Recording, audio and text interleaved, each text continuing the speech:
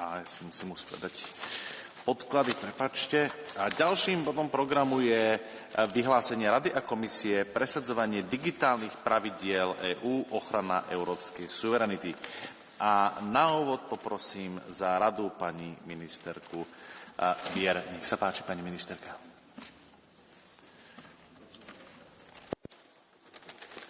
President, honourable members, Commissioner, the debate on the promotion of EU digital rules is very much a debate on the protection of European sovereignty.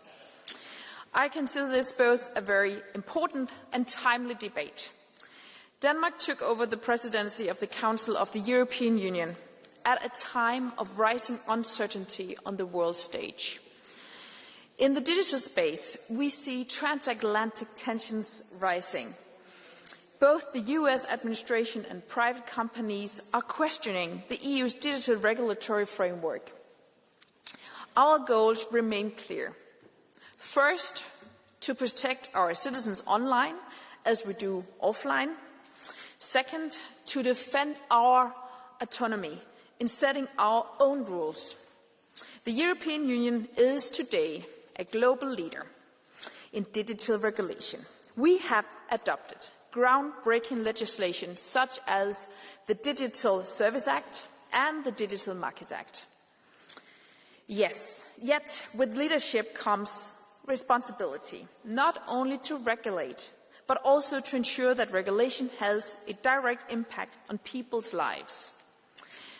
The Digital Service Act aims to create a safe online environment for our citizens. Platforms have to remove illegal content and address the risk of disinformation and other harmful material. At the same time, the Digital Markets Act ensures that large platforms, the so-called gatekeepers, behave in a fair way online. Both of these acts set a high global benchmark. They establish clear obligations based on the importance of the online platform. In other words, bigger players have bigger responsibilities. But these laws are now being contested. The US president has threatened tariffs against the EU. Large technology firms also resist. A recent example is Apple's call to scrap the Digital Market Act. What I can say to these statements is that the rules apply regardless of the headquarters of the companies. They apply equally to European, Chinese, or US origin companies. To put it in short, the rules do not discriminate. They try to create a level playing field. Doing business in the EU is highly profitable for digital players. The single market is attractive for platforms, in particular for many US large online platforms and search engines. The cost of compliance with the DSA and the DMA is very low compared to the financial benefits of operating in the single market.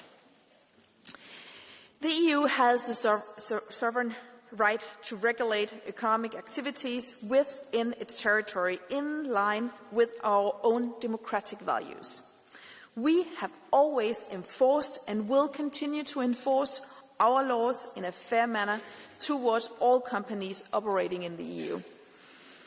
This is done in full compliance with global rules and in regular contact with online platforms.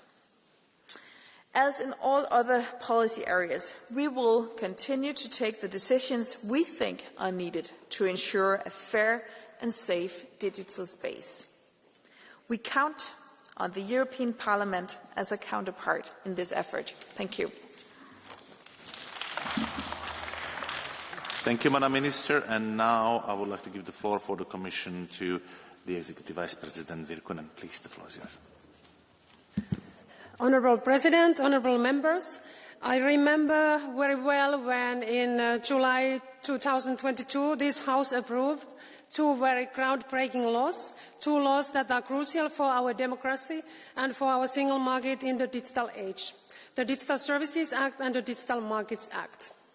Back then, this House confirmed both laws with an overwhelming majority, and in the Council both laws were agreed by all Member States. Over time, this House has also made very clear that it strongly supports the implementation of both laws. Today's discussion is a testament for that. European citizens and businesses, they have also signalled clearly that they want to see DSA and DMA implemented effectively. Last month, President von der Leyen was crystal clear in her State of the Union speech here. When it comes to digital regulation, the EU sets its own standards and decides for itself. So clearly, this Parliament, the Commission, our citizens and European businesses agree. We need the DSA and the DMA. We need the DSA because it protects our fundamental rights online, because it protects our children from online harm, because it protects our democratic processes, and because it protects us from illegal, unsafe and unsustainable products. The DMA is important because it opens the door to the next waves of innovation. It brings back to consumers the power of choice. And the co-legislators gave the Commission a very strong mandate to enforce DSA and DMA. Today, I can assure you that we are taking this duty very seriously. In April this year, we took the first two decisions under the DMA for Meta and Apple, and we will not hesitate to take further action to ensure compliance. We also provided guidance to Apple to make interoperability a reality by the end of this year. Smartwatches, earbuds, speakers, no matter the brand, everything would work seamlessly with your iPhones, just like Apple's own products. Under the DSA, we have already designated 25 platforms to whom we have addressed more than 150 requests for information. And we have opened proceedings in 14 cases, and we have issued preliminary findings against providers of 4 very large online platforms. So workshops, roundtables, guidelines, work is all the time ongoing. We now have more than 250 staff enforcing DSA and DMA, and we are hiring 60 more to further strengthen our hard-working teams. And we can already see many positive changes which have taken place thanks to these two laws. There is now much more transparency. Thanks to DSA, users can more easily exercise their rights. Many citizens have already used their right to complain when platforms are removing their content. And as we can see on the DSA Transparency Hub, social media platforms, they have reversed their removal decisions in 35% of those cases. So we have been empowering our users and citizens. And because of the DSA, users can also see now why content on online platforms is recommended to them, and they can also opt out of personalised recommendations based on profiling. Under DSA, we also very recently in July issued guidelines on the protection of minors. The scope and ambition of these guidelines are unparalleled globally. And now we are working with the online platforms to make sure that they are now changing their practices also to comply with these rules and following the guidelines, which are very concretely telling what kind of practices we are expecting from online platforms to make sure that our children, that they have safe and secure and privacy ensured when they are using online services. Thanks to DMA, Europeans can now choose the web browser they prefer, and they have better control also over their own data. What is true for the DSA and DMA is also true for the application of our competition rules in the digital sphere.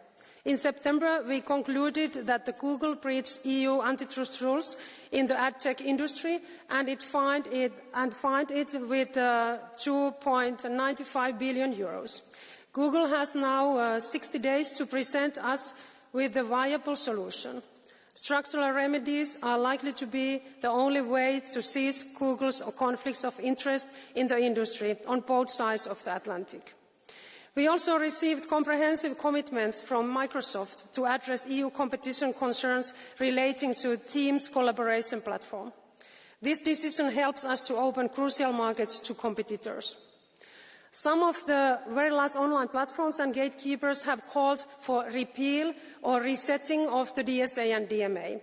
Some refer to non-existent free speech concerns to avoid respecting the DSA. Some pretend to speak on behalf of European consumers, arguing that DMA is worsening their experience. Honourable members, you surely remember the similar strong lobbying when I was also a member of Parliament at that time, were shaping and adopting these two legislations. Some of the platforms and gatekeepers do not want to accept legislation that holds them accountable to their promises, or legislation that opens up their walled gardens to offer opportunities for new innovators. Let me be clear. In Europe, we believe in the force of democratic rules, not in the rule of the force. It's not up to the companies to decide whether to comply with our rules, and it's not up to them or the other countries to decide how we enforce our rules. Europe decides for itself.